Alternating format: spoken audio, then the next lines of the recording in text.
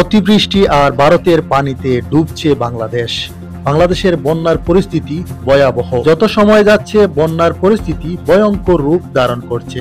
৮ জেলায় প্রায় ২৯ লক্ষ মানুষ পানিবন্দী এবং ক্ষতিগ্রস্ত হয়েছে। বন্যায় ক্ষতিগ্রস্ত ফেনী, কুমিল্লা, নোয়াখালী, মৌলভীবাজার, ব্রাহ্মণবাড়িয়া এইসব উপজেলার মানুষের কান্না আহাজারিতে আকাশ পাতাল বাড়ি হয়ে উঠছে।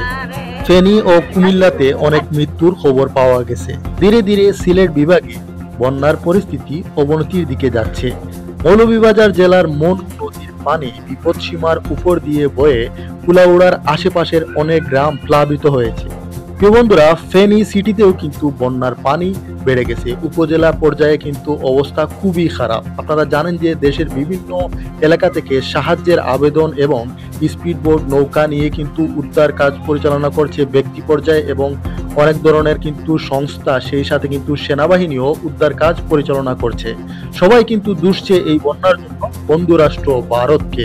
না জানিয়ে হঠাৎ করে বাঁধ খুলে দেওয়ার কারণে কিন্তু পূর্ব প্রস্তুতি ছাড়াই কিন্তু বন্যার কবলে পড়ে যায় বাংলাদেশের এই ফেনী উপজেলার অনেক মানুষ। অনেক জানতেই পারে না আসলে বন্যার এই ভয়াবহতা সম্পর্কে।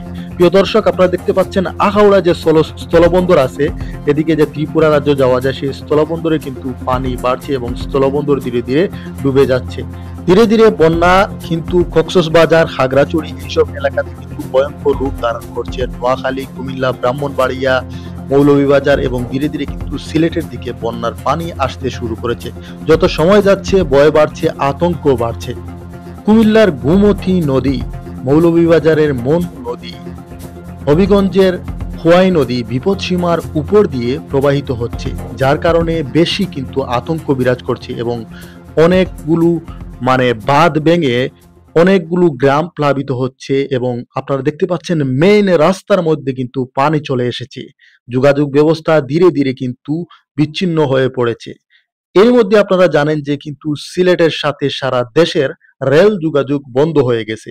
চট্টগ্রাম থেকে কিন্তু আর কোনো রেল সেবা বাংলাদেশের আর কোথাও যাবে না। বলা চলে যে আসলে চট্টগ্রামের সাথেও কিন্তু রেল সেবা সারা দেশের যোগাযোগ বিচ্ছিন্ন হয়ে পড়েছে।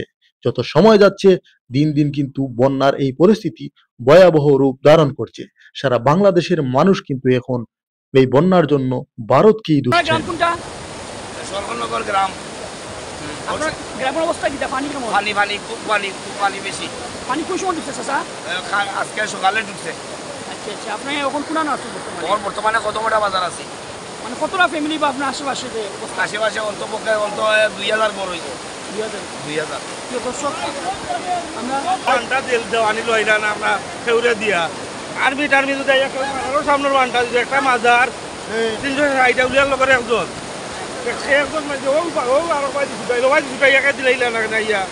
আপনি বলছেন যে যদি বাচ্চা যদি আগে মেরামত করা হতো, মেরামত ও সাইডে যে আরেকটা বাঙ্গা আছে, ও সাইডে যদি বাঙ্গে যেত মাজারটা তো টিকে না নি, মসজিদটা টিকে, বাজার মসজিদ থেকে বাজারটাও টিকে। সব জায়গা গুলিবাজার মানুষের লাগি তারা জিও করে, তারা ওবাইজি খাটিয়ে দেয়, হোবাইজি খাটিয়ে দেয়, ও তুলে ও সাইডটাকে ওরাইয়া খাটিয়ে তুলে রাখেনি, ও তো মাজার টিকলো নি। আমরা দর্শক, আমরা লক্ষ্য করছি এখানে কিন্তু অনেক অভিযোগ করছেন যে রাত 2:30 থেকে আমরা বাঁধিছি, বান্ধের উপরে থাকছি, জার দিয়ে কুদাল দিয়ে মাটি দিয়ে বস্তা দিয়া যা এলাকার বাসী সবার লাগে আমরা আটটাইবার চেষ্টা করছি। আর সকাল থেকে পানি উপরে দিয়ে আইছে, হাওয়া বাদে পানি সারা দেশে পড়ে গেছে। আমরা কদমাটা মসজিদের এলাকা আর মাজারটার লাগে সবাই সহযোগিতার লাগে। আসসালামু আলাইকুম, আমরা দোয়া করবা। বাংলাদেশের ৮টি জেলা বর্তমানে বন্যার পরিস্থিতি ভয়াবহ রূপ ধারণ করেছে। তার মধ্যে কিন্তু ফেনী, কুমিল্লা এবং নোয়াখালী জেলার অবস্থা খুবই খারাপ।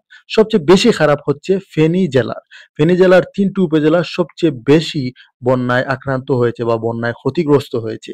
আসলে লাভ ক্ষতি এগুলো আসলে এখন হিসাব করার বিষয় না। এখন হচ্ছে আপনারা আপনাদের অবস্থান থেকে যে যতটুকু পারেন, যেভাবে পারেন সাহায্য সহযোগিতা করুন। প্রিয় বন্ধুরা, আপনারা যদি অর্থ দিয়ে পারেন তাহলে অর্থ দিয়ে সহযোগিতা করুন। আপনারা যদি শ্রম দিয়ে পারেন শ্রম দিয়ে সহযোগিতা করুন। যে যেভাবে পারেন কিন্তু বাংলাদেশের এই দুর্যোগময় সময়ে কিন্তু আপনারা যে যার এলাকা থেকে নিজ নিজ এলাকা থেকে নিজ নিজ অবস্থান থেকে যে যতটুকু পারেন, যেভাবে পারেন বন্যা কবলিত মানুষের সাহায্যে এগিয়ে আসেন। প্রাকৃতিক দুর্যোগ কাউকে দেখে আসে না বা প্রাকৃতিক দুর্যোগ কোনো একক সম্প্রদায়ের মধ্যে আসে না। সাম্প্রদায়িক সবকিছু ভুলে গিয়ে আমরা একে অন্যের পাশে দাঁড়াই। আমরা এটলিস্ট দোয়া করি যার যার ধর্ম অনুসারে আমরা দোয়া করি এই প্রাকৃতিক দুর্যোগ থেকে যেন বাংলাদেশকে স্রষ্টা রক্ষা করেন। আল্লাহ রব্বুল আলামিন যেন আমাদের সবাইকে হেফাজত করেন। আমরা যেন সবাই মিলেমিশে এই বাংলাদেশে শান্তিতে থাকতে পারি। এর জন্য কিন্তু আমরা সবাই দোয়া করি। সবাই ভালো থাকুন। আমরা সবাই ভালো থাকতে চাই। এই দুয়াই সৃষ্টিকর্তার কাছে করি। আসসালামু আলাইকুম।